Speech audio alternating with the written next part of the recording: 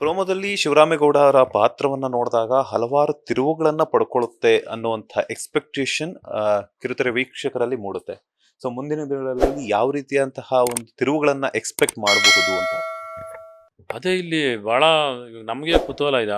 ಆ ಕಥೆಯಲ್ಲೂ ಹಾಗೆ ಇದೆ ಅದು. ಆಮೇಲೆ ಪ್ರತಿದಿನ ಅದು ತಿರುವೇ. ಇವಾಗ ಅವಳನ್ನ ಮದುವೆ ಆದ್ಮೇಲೆ ಆಗ್ಬೋದು, ಮದುವೆ ಮಾಡ್ಕೊಂಡ್ ಬಂದ್ಮೇಲೆ ಆದ್ಮೇಲೆ ಮಗನ ಜೊತೆ ಆಗ್ಬೋದು, ಇನ್ನೊಂದಾಗ್ಬೋದು. ಆಮೇಲೆ ಇದು ತುಂಬು ಕುಟುಂಬ.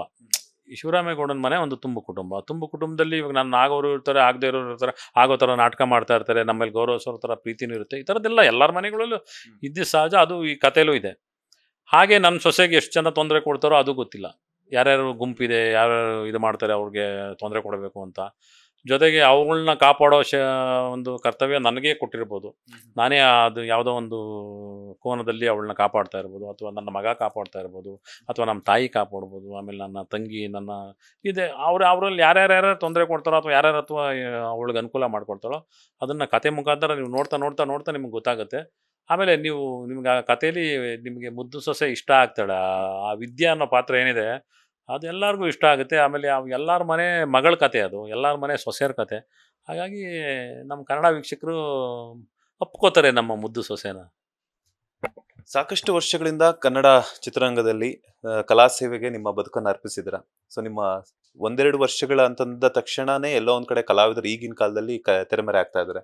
ಬಟ್ ನೀವು ಆಗಿನ ಕಾಲದಿಂದನೂ ಸಹ ಹಿರಿಯ ನಟರ ಜೊತೆ ಆಗಿರ್ಬೋದು, ಈಗಿನ ಜನರೇಷನ್ ಜೊತೆ ಆಗಿರ್ಬೋದು, ಸೀರಿಯಲ್ಸ್ ಆಗಿರ್ಬೋದು, ಸಿನಿಮಾಗಳಲ್ಲಿ ಸಾಕಷ್ಟು ಜನರ ಜೊತೆ ವರ್ಕ್ ಮಾಡಿದ್ರೆ ನಿಮ್ಮ ಸೀಕ್ರೆಟ್ ಏನು ಸರ್, ಸಕ್ಸಸ್ ಸೀಕ್ರೆಟ್ ಅಂತ?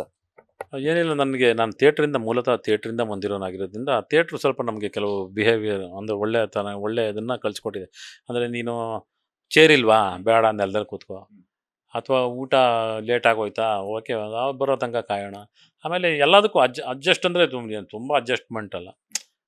ಆ ಟೈಮಲ್ಲಿ ತೊಂದರೆ ಆಗಿರೋದು ಗೊತ್ತಾದಾಗ ನೀನು ಅದನ್ನು ಗೌರವಿಸ್ಬೇಕು.